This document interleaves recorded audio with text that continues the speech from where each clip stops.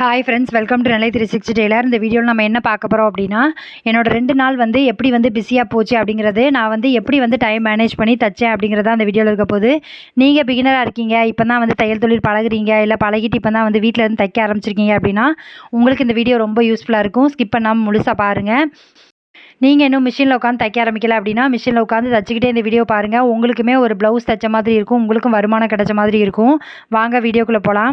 சனி ஞாயிறு 2 நாளுமே எனக்கு பயங்கர பிஸி. எந்த அளவுக்கு பிஸி அப்படின்னா, அந்த நாள் போனதே எனக்கு தெரில, அந்த அளவுக்கு பிஸியாக இருந்தேன். நான் எவ்வளோ சம்பாதிச்சேன் அப்படின்னா, ஒரு 3800 கிட்ட சம்பாதிச்சிருந்தேன்.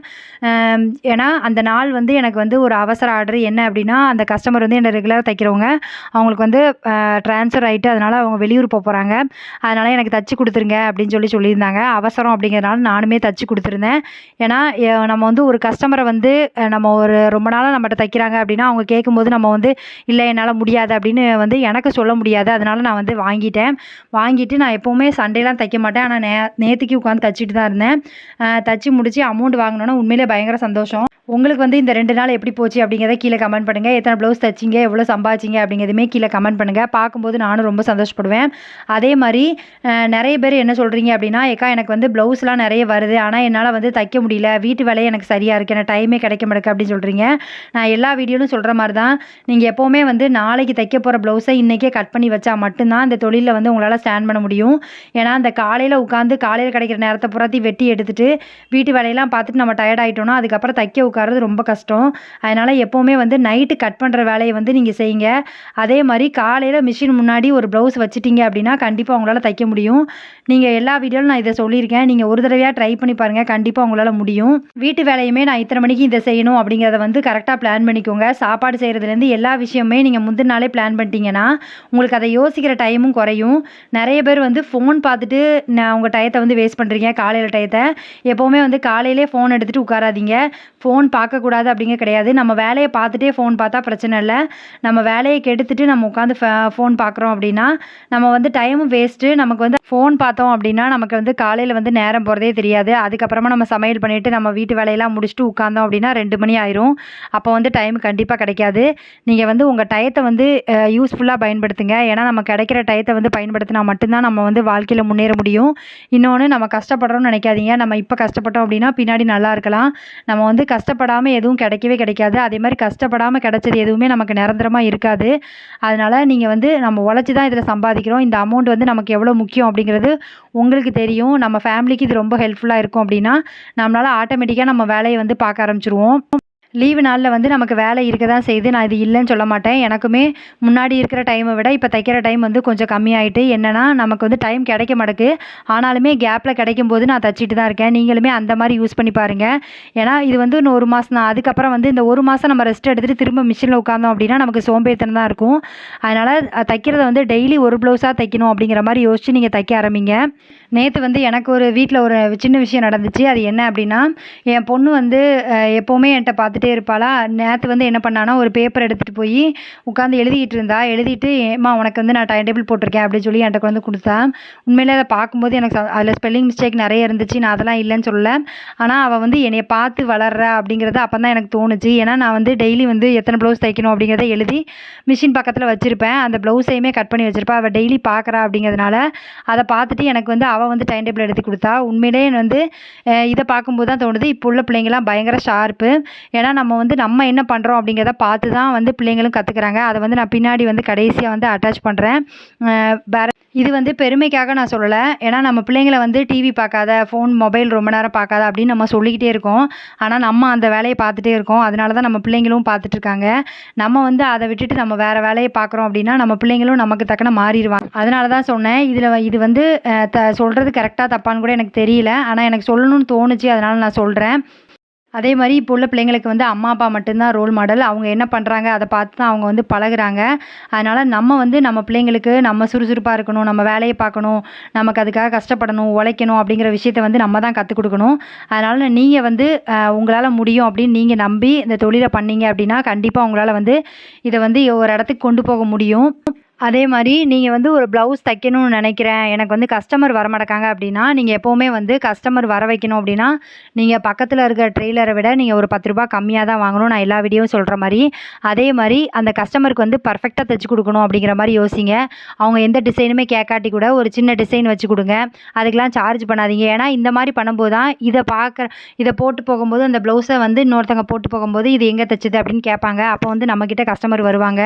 அதுக்கப்புறமா நம்ம வாட்ஸ்அப் ஸ்டேட்டஸில் வந்து நம்ம வந்து வாட்ஸ்அப்பில் வந்து ஸ்டேட்டஸில் வைக்கலாம். நான் வந்து தைக்கிறேன், எனக்கு யாருக்காவது ப்ளவுஸ் தைக்கணும்னா நீங்கள் வந்து என்னை காண்டாக்ட் பண்ணுங்கள் அப்படின்னு சொல்லி வைக்கலாம். அதுக்கப்புறமா உங்கள் ஃப்ரெண்ட்ஸ் எல்லாருக்கும் வந்து நீங்கள் வந்து மெசேஜ் பண்ணலாம். உங்கள் ரிலேஷனுக்கு கேட்கலாம். இப்படி சின்ன சின்ன விஷயங்களாக வந்து நீங்கள் பெருக்கிட்டு போனால் தான் உங்களால் வந்து கஸ்டமர் வந்து உருவாக்க முடியும். நீங்கள் வந்த கஸ்டமர் வந்து நம்மளை விட்டு போகக்கூடாது அப்படின்னா நம்ம டைமுக்கு கொடுக்கணும். அதே மாதிரி கரெக்டாக தைச்சி கொடுக்கணும். இது 2 தான். இது 2யும் நீங்கள் கரெக்டாக ஃபாலோ பண்ணிட்டீங்க அப்படின்னாலே உங்களை வந்து அடிச்சுக்க ஆளே கிடையாது. ஒரு டெய்லர் கடைக்கு போனா, ஒரு 10 நாள், 15 நாள் கழிச்சு தான் ப்ளவுஸ் தர மாரி இருக்கு. ஆனா வீட்லருந்து தைக்கிறவங்க மட்டும் தான் நம்ம கேட்ட நேரத்தில குடுப்பாங்க அப்படிங்கிற நம்பிக்கையில வருவாங்க. அதனால நம்ம டைமிங் வந்து கரெக்ட்டா வந்து செட் பண்ணி குடுக்கணும். உங்களுக்கு வந்து இந்த சனிக்கிழமையும், ஞாயிற்றுக்கிழமையும் எப்படி போச்சு அப்படிங்கிறத கீழ கமெண்ட் பண்ணுங்க. பார்க்கும்போது நானும் தெரிஞ்சுக்கிறேன். எனக்கு வந்து இப்படி தான் வந்து பிஸியா போச்சு. நம்ம வந்து ப்ளவுஸ் தைக்கிறோம் அப்படின்னா, இன்னைக்கு, நாளைக்கு நம்ம வந்து கடத்திட்டே போனோம்னா, நாள் தான் போய்க்கிட்டே இருக்கும். நமக்கு வந்து அந்த நாள் திரும்ப கிடைக்காது. நம்ம எப்பவுமே வந்து பிஸியா இருக்கிறோம் அப்படிங்கிறத விட, நம்ம எப்பவுமே டெய்லி வேலைய டெய்லி முடிச்சிட்டோம்னா, ஒரு அவசரத்துக்கு ஒருத்தங்க வந்து நம்மட்ட ப்ளவுஸ் தைக்கணும்னு சொல்றாங்க அப்படின்னா, நம்ம கண்டிப்பா தச்சு குடுக்க முடியும்.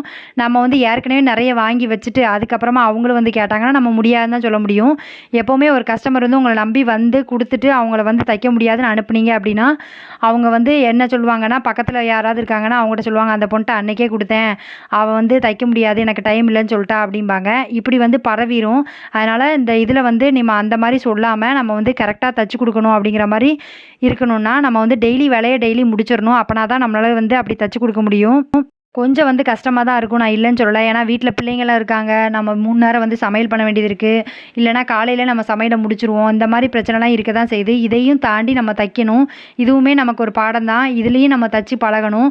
அப்பனா தான் நம்மளால வந்து ஒரு இடத்த வந்து ரீச் பண்ண முடியும்.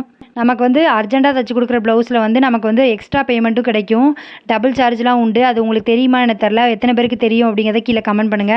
ஒரு 1 மணி நேரம், 2 மணி நேரத்தில ப்ளவுஸ் கேட்காங்கன்னா, நம்ம டபுள் சார்ஜ் வாங்கிக்கலாம். அது வந்து உங்களுக்கு தெரியுமா? நீங்க வாங்கியிருக்கீங்களா? அப்படிங்கிறதையுமே கீழ கமெண்ட் பண்ணுங்க. சில பேர் நினைப்பீங்க, "ஏக்கா அவன் நார்மல் அமௌண்ட்டே தரமாட்டாங்கக்கா" அப்படின்னு நினைப்பீங்க. அப்படி இருக்கிறவங்களுமே கீழ கமெண்ட் பண்ணுங்க. எப்பவுமே வந்து ப்ளவுஸ் தச்சா உடனே வந்து அமௌண்ட் வாங்கி பழகுங்க. நம்ம எக்ஸ்கியூஸ் குடுத்தோம் அப்படின்னா, அவங்க அசால்ட்டா தான் இருப்பாங்க. அதனால எப்பவுமே வந்து ப்ளவுஸ் குடுக்காங்க அப்படின்னா, "ஏக்கா இவ்வளோ அமௌண்ட் வரும். வரும்போது காசு குடுத்துட்டு ப்ளவுஸ வாங்கிக்கோங்க" அப்படிங்கிற மாரி நீங்க வந்து சொல்லிட்டீங்க அப்படின்னா, அவங்க கரெக்ட்டா காசு கொண்டு வந்துருவாங்க. நம்ம இத சொல்ல தயங்குனோம் அப்படின்னா, அவங்க வந்து அசால்ட்டா, "ஏக்கா நான் 2 நாள் கழிச்சு தரேன், 1 மாசம் கழிச்சு தரேன், இல்ல 1 வாரம் கழிச்சு தரேன்" அப்படின்னு சொல்லுவாங்க. அதனால நம்ம தான் அந்த பழக்கத்த வந்து உண்டு பண்றது. நீங்க வந்து அந்த விஷயத்துல கராராவே இருங்க. ஏன்னா அவங்க கேட்குற டயத்துல நம்ம கரெக்ட்டா தச்சு குடுத்துருதோம். அப்ப அமௌண்ட்டும் நம்ம வந்து கரெக்ட்டா கேட்கணும். நீங்க வந்து டெய்லரா இருக்கீங்க அப்படின்னா, வாய திறந்து பேசல அப்படின்னா, இந்த உலகத்துல வந்து நம்மளால வாழவே முடியாது. ஏன்னா, இதுல வந்து ரஃப்பா இருக்கிறவங்களும் இருப்பாங்க, சாஃப்ட்டா இருக்கிறவங்களும் இருப்பாங்க, எல்லாருமே இருப்பாங்க. எல்லா கஸ்டமரையும் வந்து நம்ம சமாளிச்சு தான் ஆகணும்.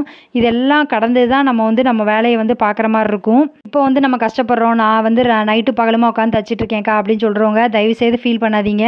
கண்டிப்பா உங்களுக்கு வந்து ஒரு நாள் வந்து நீங்க மேல வருவீங்க.